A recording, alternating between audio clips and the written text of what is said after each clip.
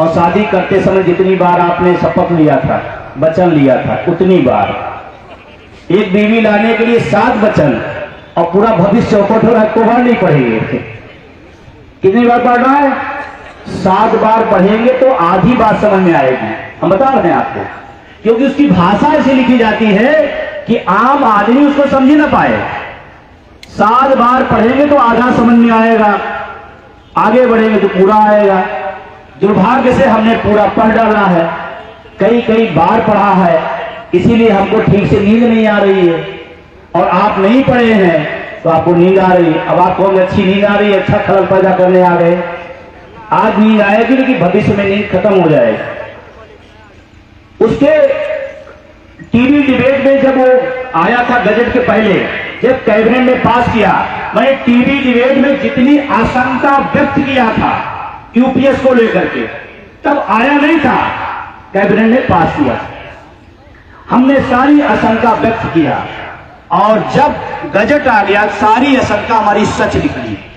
जितनी आशंका थी सब सच निकली। क्या निकली? अब एनपीएस यूपीएस को समझना जरूरी है, देखिए और बातें होती रहेंगी, जयकारा जिंदाबाद नारे लगेंगे, लेकिन जो मकसद है उसको जानना जरूरी है। एनपीएस यूपीएस क्या है? पहला 2 चीज उसमें खतरनाक किया गया है। पहली बात मोटा मोटा समझिएगा, एनपीएस से भी ज्यादा खतरनाक यूपीएस है। उसको पढ़िएगा, उसमें मोटा मोटा मैं बता देता हूं आपको।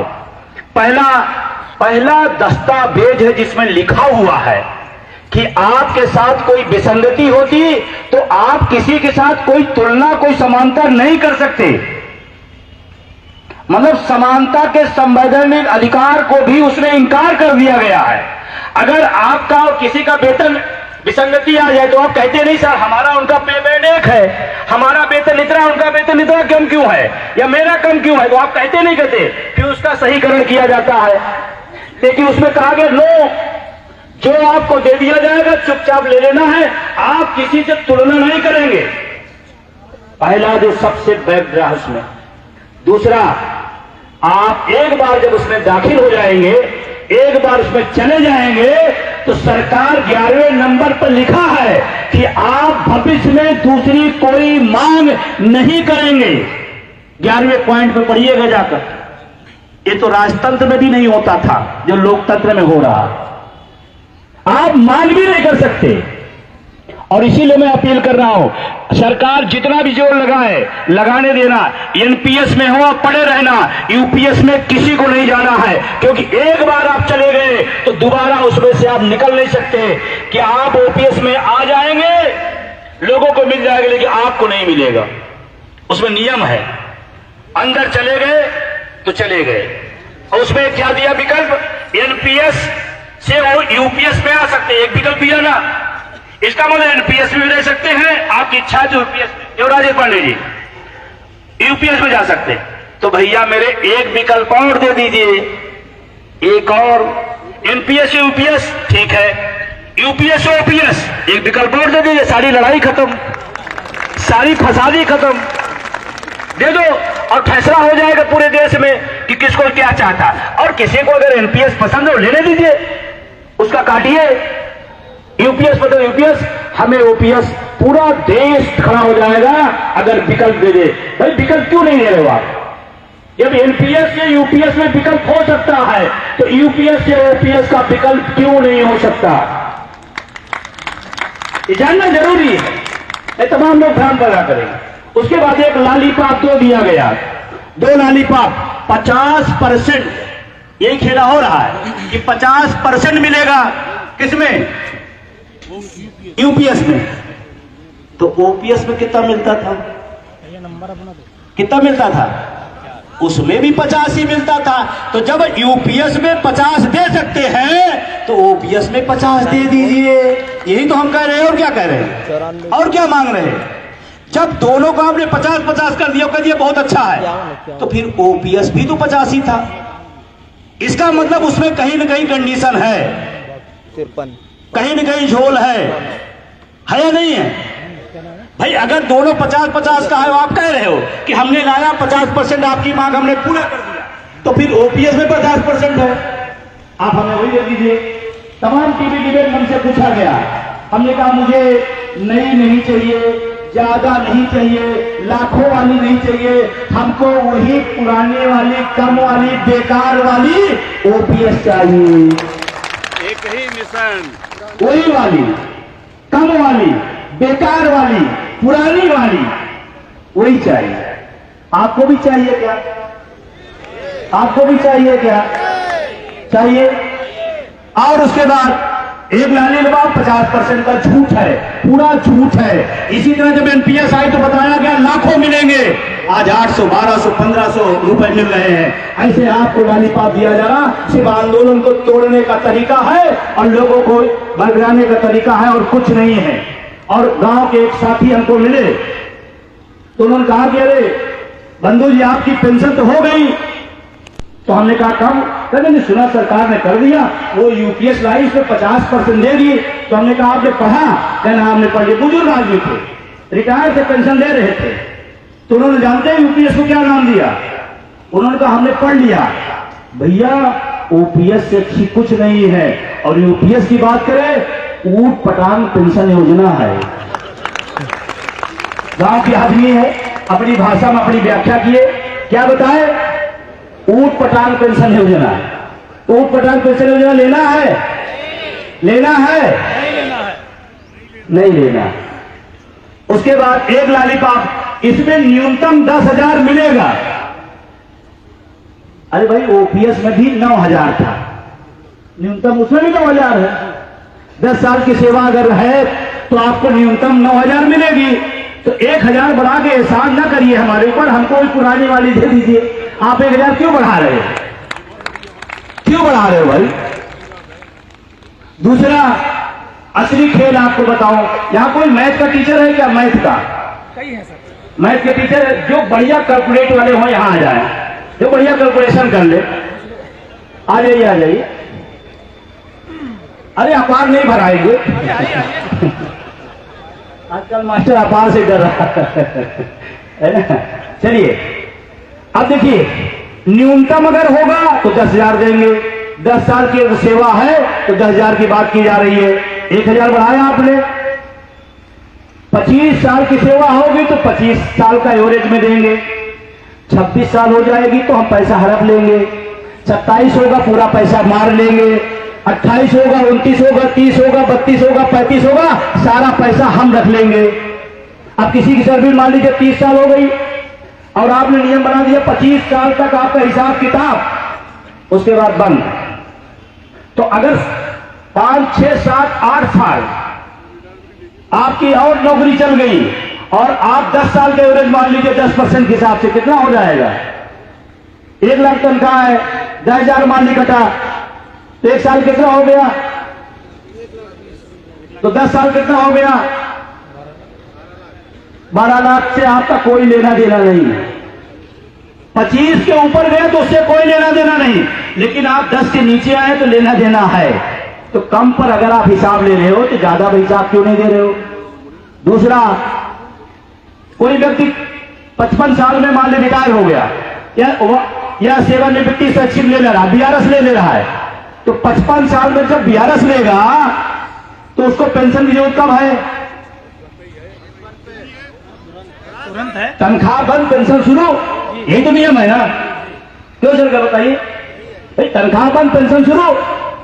और ये कह नो, आप तो 60 साल की उम्र में जब हो जाएंगे तब हम देंगे। तो 5 साल हवा खा के रहेंगे हम जिंदा? हम 5 साल हवा खा के जिंदा रहेंगे क्या भाई? मतलब जब 60 साल के होंगे तो पेंशन स्टार्ट होगी। तो 5 साल हमारे बच्चे घर में फीस तो लगेगी नहीं, बिजली का बिल होगा नहीं, गैस सिलेंडर भराएंगे नहीं, शादी ब्याह में जाएंगे नहीं, हम 60 साल इंतजार करेंगे। बहुत खूबसूरत नियम है, आप अपने यहां लागू कर लीजिए। हमारे यहां विधायक को एमपी एमएलए कितने साल में हो सकते हैं? 25 साल में। 25 साल हो सकते हैं और 5 साल मान ली रहे तो 30 साल हो गए। तो सांसद जी कह दीजिए आपकी पेंशन 60 साल बाद बनेगी। वहां तुरंत 30 में रिटायर हो गए, 5 साल पूरा, अगर नहीं बन पाए तो पेंशन शुरू। 30 साल में उनको पेंशन चाहिए, और हमारा जो सफाई कर्मचारी है उसको 60 साल के इंतजार करना पड़ेगा। 60 साल का इंतजार करना पड़ेगा। क्यों भाई, सफाई कर्मचारी लोग हैं यहाँ। एक बार जोरदार तालियां इन साथियों को।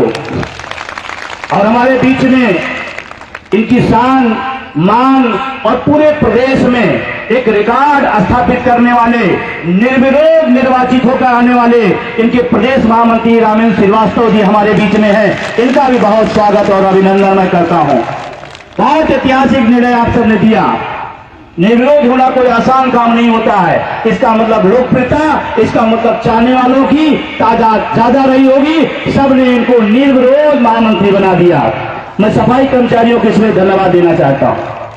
सफाई कर्मचारियों, 55 साल में पेंशन या 60 साल में? अरे बोलो, जब रिटायर तब पेंशन। चाहे 52 हो, चाहे 55 हो, चाहे 58 हो। विधायक जी, सांसद जी 30 साल में लेंगे, हमको 60 साल बाद। क्या न्याय है? बोलो भाई, न्याय है। ये बात आपको समझनी पड़ेगी और समझानी पड़ेगी, नहीं घबरा जाएगा। तो 30 साल हो गए तो सांसद जी कह दीजिए आपकी पेंशन 60 साल बाद बनेगी। वहां तुरंत 30 में रिटायर हो गए, 30 साल में उनको पेंशन चाहिए, और हमारा जो सफाई कर्मचारी है उसको 60 साल के इंतजार करना पड़ेगा। 60 साल का इंतजार करना पड़ेगा।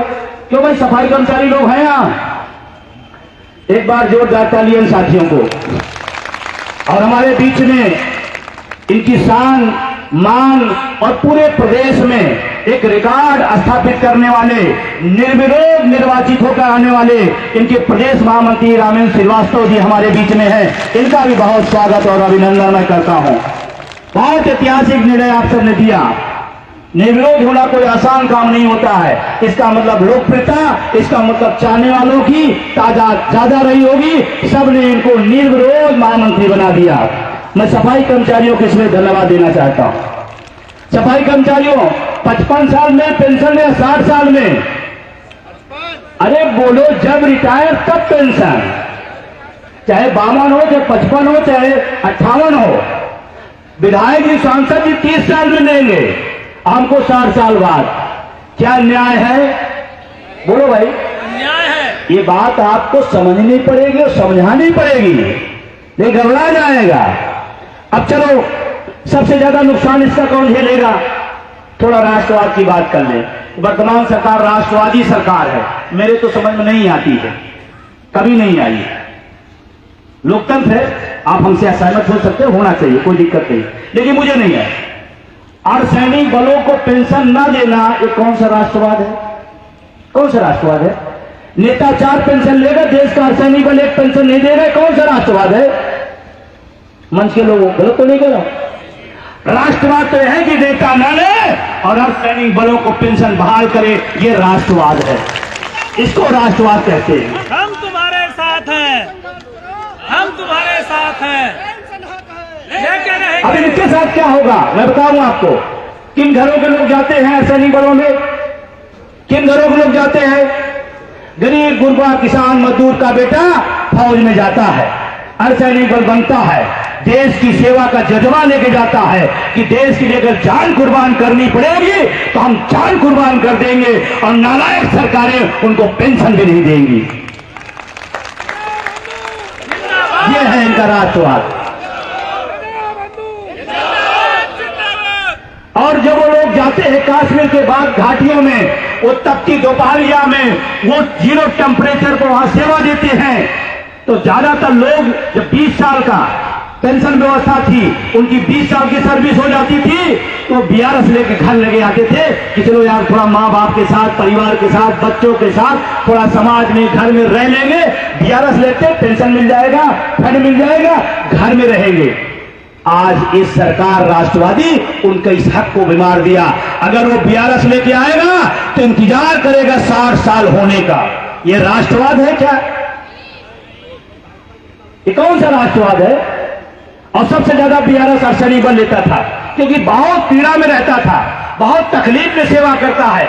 हम उसके दर्द को नहीं समझ सकते हैं, उसकी महसूस बंद कर देते हैं, और वो 0 टेम्परेचर पर देश की सेवा करता है, और BRS लेके आएगा तो 60 साल के इंतजार करेगा। क्या न्याय है? बोलिए भाई। इसका मतलब सबसे ज्यादा इस व्यवस्था से बीआरएस में अर्धसैनिक बलों को नुकसान होने जा रहा है, सबसे ज्यादा। हमारे पास रोज फोन आते हैं, 2-4 फोन रोज आते हैं। सर मैं कश्मीर के बॉर्डर से बोल रहा हूं, विजय बंधु बोल रहे हैं? हाँ बोल रहा हूं। जय हिंद सर। सर हम बोल तो नहीं सकते हैं, गोली चला सकते हैं लेकिन बोल नहीं सकते। कोई तो है जो मेरी बात बोलता है, और आपकी लड़ाई से हमें भी विश्वास है कि हमें भी पेंशन मिल जाएगी। ये उम्मीद है। आज पीलीभीत में कार्यक्रम हो रहा है, ये लाइव हो रहा है, पूरे देश में जा रहा है, और तमाम सारे अर्धसैनिक बल इस लाइव पे जुड़े हुए हैं, देख रहे हैं कि हमारी कोई बात कह रहा है, कोई आवाज लगा रहा है हमारे पक्ष में। देश के अर्धसैनिक बलों की पुरानी पेंशन, जोर लगा के, देश के अर्धसैनिक बलों की पुरानी पेंशन। मैं तो यहां तक कहता हूं हमारा 2 दिन बाद कर देना, लेकिन इस देश के अर्धसैनिक बलों को तत्काल पुरानी पेंशन की व्यवस्था देनी चाहिए, तत्काल होनी चाहिए। फिर क्या किया?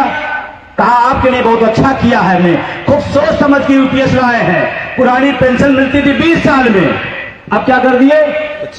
25 साल में। अब बहुत सारे लोग नौकरी नहीं पूरी होगी 25 साल, जब पूरी नहीं होगी तो पूरी पेंशन नहीं मिलेगी। मतलब 20 साल का ड्यूरेशन कितना कर दिया? 25 साल, 5 साल बढ़ा दिया।